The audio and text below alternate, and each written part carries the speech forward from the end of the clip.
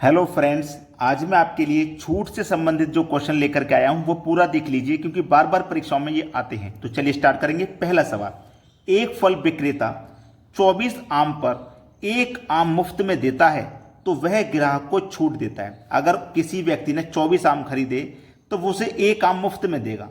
तो छूट दे रहा है ना एक आम की, वो एक आम की जो छूट दे रहा है वो हमें प्रतिशत में बतानी है। ठीक है, हमें क्या निकालनी है? छूट निकालनी है, छूट प्रतिशत। तो देखिए कैसे निकालेंगे।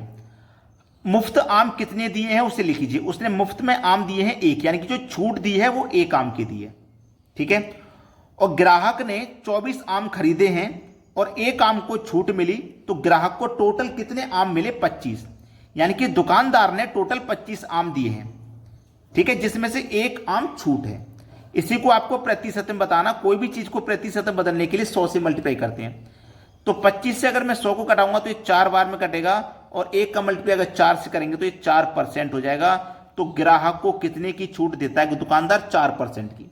बी ऑप्शन क्या हो जाएगा? आपके सवाल का बिल्कुल सही जवाब हो जाएगा। सभी को क्लियर है? यहां तक किसी को कोई समस्या नहीं होगी। अब देखते हैं अगला प्रश्न।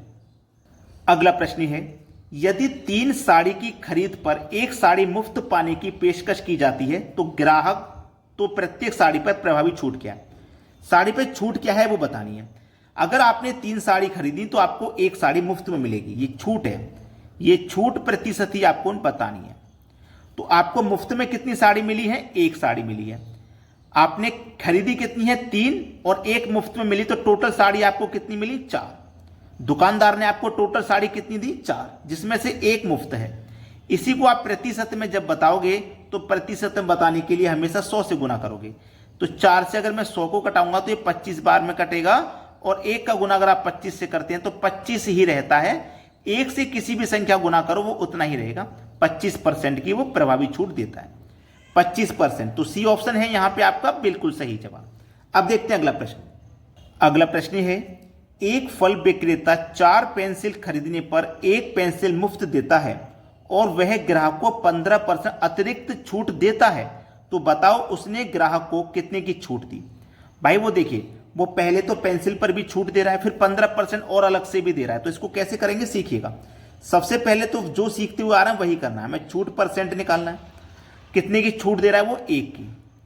4 खरीदने पर तो टोटल दुकानदार कितना देगा? 5 देगा। ग्राहक को टोटल 5 मिलेंगी, जिसमें से एक छूट है। और प्रतिशत में इसको बदलना है तो 100 से गुना करेंगे। 5 से मैं 100 को कटा दूंगा 20 बार में, 20 का मल्टीप्लाई 1 से करोगे तो ये 20% ही रहेगा। तो जो पेंसिल खरीदने पे छूट मिली है वो है 20% की, और 15% छूट वो अलग से दे रहा है। तो ये 2 छूट हो गई, है ना। इसके लिए एक फॉर्मूला होता है, ए प्लस बी प्लस का ए बी बट्टे 100। इस फॉर्मूले से आप करोगे। ये पहले वाली छूट ए है, दूसरी वाली छूट बी है। पहली वाली छूट क्या है? 20। ए आपका 20 है। छूट को हमेशा माइनस में लेते हैं, याद रखना। तो ये माइनस का 20, और ये भी छूट है तो ये माइनस का 15। माइनस माइनस क्या होता है? प्लस। ए आपका 20 है, बी आपका 15 है, बटे में 100 है। यही तो प्रश्न है, इसी को हल करना है, बस सवाल का आंसर आ जाएगा। देखिएगा, अब मैं यहां पे कटाऊंगा।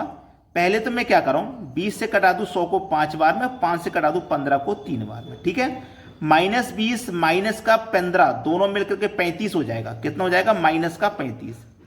और प्लस का कितना भैया? प्लस का है 3, तो प्लस का 3। माइनस के 35 में से जब प्लस का 3 जाएगा तो माइनस का बचेगा 32। तो आपके पास जो छूट है वो 32% की मिल रही है। दुकानदार जो आपको छूट दे रहा है ना, वो 15% और ये 20% दोनों मिला के 32% की छूट दे रहा है। ये आपका आंसर हुआ। अब देखेंगे अगला सवाल। अगला प्रश्न है, ये प्रश्न बहुत ही पॉपुलर है। एक वस्तु पर 20% की छूट दूसरी पर 25% की छूट के बराबर है। उन वस्तुओं का लागत मूल्य कितना है? ऐसे प्रश्न को आप चुटकियों में हल कर सकते हैं। आपको ऑप्शन से ही करना होता है ये सवाल। उसने लागत मूल्य कितना है, दोनों वस्तुओं का लागत मूल्य कितना है ये पूछा, जबकि दोनों छूट बराबर है। दोनों छूट बराबर का मतलब अगर एक पे हमें 10 रुपए का फायदा है तो दूसरी पे भी 10 रुपए का फायदा होना चाहिए। चलिए मैं यहां पे ले लेता हूं दोनों रुपए को। पहला रुपया मेरा 90 है, इसका मैं क्या करूंगा? 20% निकालूंगा। परसेंट का मतलब बटे में 100। और दूसरा रुपया मेरा कितना है? 40 रुपया है, इसका मैं क्या करूंगा? 25% निकालूंगा। ठीक है, परसेंट का मतलब बटे में 100। अगर मेरा छूट बराबर आती है, क्योंकि क्या है छूट के बराबर ही तो है, तो मेरा यही ऑप्शन सही हो जाएगा। देखो 2 जीरो से अगर मैं 2 जीरो कटाता हूं तो 9 दूने का 18 हुआ। और यहाँ पे मैं क्या करता हूँ, 20 से कटेगा 2 बार में, 20 से कटेगा ये 5 बार में, 5 से 25 कटेगा 5 बार में, 5 दूने का हो जाएगा 10। यहाँ पे आया 18, यहाँ पे 10, ये बराबर नहीं है। दूसरा ऑप्शन ले लो, 50 का 20% निकालो। ठीक है, इधर क्या है, 40 का 25% निकालो। दूसरा ऑप्शन ले लो। ठीक है, अब देखो यहां पे 20 से कटेगा 2 बार में, और 20 से ये कट जाएगा 5 बार में, 5 से 25 5 बार में, 5 दूने का 10, इसका निकल के आ गया 10। इसका निकालो, 50 से काटूंगा इसको 2 बार में, 2 से 20 कट जाएगा 10 बार में, इसका भी 10, इसका भी 10, इसका भी 10, ये देखो दोनों बराबर है, तो मेरा यही ऑप्शन सही हो जाएगा। कोई अलग से फॉर्मूला मत लगाइए, ऑप्शन से कर लीजिए, इन प्रश्नों को आसानी से बन जाते हैं। चलिए अब देखते हैं अगला सवाल। अगला प्रश्न है, एक वस्तु पर 15% की बट्टा दूसरी पर 20% के बट्टे के समान है, उन दोनों वस्तुओं का मूल्य हो सकता है। यह भी पिछले क्वेश्चन के जैसा है। समान का मतलब क्या पूछा है, बराबर है। ठीक है, तो पहला मेरा रुपया कितना है, 80। 80 का मैं क्या करूंगा, 15% निकालूंगा। ठीक है, 15% का मतलब बटे में 100। दूसरा रुपया मेरे पास 60 है, 60 का मैं क्या निकालूंगा, 20%। ठीक है, चलो 20 से कटेगा 3 बार में, और 20 से कटेगा 5 बार में, 5 से 20 कट जाएगा 4 बार में, 3 चौको 12, इसको हल किया 12 आ गया। इसको हल करिए, 20 से कटेगा 4 बार में, 20 से कटेगा 5 बार में, 5 से 15 3 बार में, 3 चौको 12, इसका भी कितना आ गया, 12, इसका भी 12 आ गया, इसका भी 12 आ गया, तो ये बिल्कुल समान है। तो पहला ही ऑप्शन मेरा सही जवाब हो जाएगा, दूसरे ऑप्शन की तरफ हमें जाना ही नहीं पड़ा। चलिए अब देखते हैं अगला सवाल। अगला प्रश्न है, एक व्यक्ति एक वस्तु की खरीद पर जिस पर 15% छूट दी गई है 45 रुपए की बचत करता है, उस व्यक्ति को कितना भुगतान करना पड़ा। देखो 15% की छूट दी गई है और 45 रुपए बचा रहा है, तो आपको यह पता है कि 15% मेरा 45 रुपए के बराबर है। ठीक है, जब 15% मेरा 45 रुपए के बराबर है, तो 1% कितने के बराबर हो जाएगा, 3 रुपए के। जब 1% 3 रुपए के, आपको 100% बताना है, तो 100% कितने के हो जाएगा भैया, 1% जब 3, तो 100% 300 रुपए के हो जाएगा। लेकिन उसने पूछा यह है कि उस व्यक्ति को कितना भुगतान करना पड़ा, यह पूछा है। क्योंकि जब 15 रुपए की छूट दी गई तो 45 रुपए की बचत हुई। हमने 100% का मान निकाला, हमें यह पता चल गया 100% का मान से कि वो वैल्यू 300 रुपए की थी। वैल्यू हमारी 300 रुपए की थी, उस पर हमें 15% की छूट मिली, मतलब 45 रुपए की छूट मिली। तो जो छूट है हम उसे माइनस करने पड़ेंगे। जैसे मान लो कोई वस्तु 300 रुपए की थी, हमें उस पर 45 की छूट मिली, तो 45 कम देंगे, हम उसको कितना देंगे, 45 कम करके देंगे, मतलब 255 देंगे। हमें 255 रुपए अदा करने हैं। बी ऑप्शन हो जाएगा सवाल का सही जवाब। अब देखेंगे अगला प्रश्न।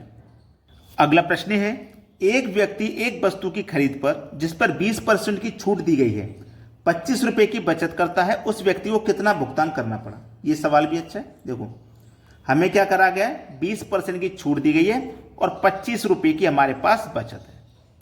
ठीक है, 20% की छूट और 25 रुपए की बचत है। हम देखिए इसमें क्या करें, 1% का मान निकालना है, 100 से गणना कर दें।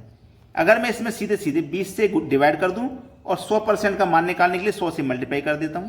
ठीक है, 20 से 100 कट जाएगा 5 बार में, 25 का 5 से कर दो 125। अब हमारी 100% का मान निकल के आ गया 125। 100 से गुना किया तो 100% का मान। अब हमें बचत कितने की हो रही थी, 25 रुपए की हो रही थी ना, तो हम इसमें से 25 माइनस कर देंगे। जैसे मान लो कोई चीज 125 रुपए की है, दुकानदार हमें छूट दे रहा है उस पर 20% की, यानी कि 25 रुपए की छूट दे रहा है, तो हमें 25 रुपए कम देना पड़ेगा। तो 25 कम देंगे मतलब कितना देंगे, 100 रुपया देंगे। हमें वो वस्तु 100 रुपए में मिल जाएगी। पहला ऑप्शन सही हो जाएगा।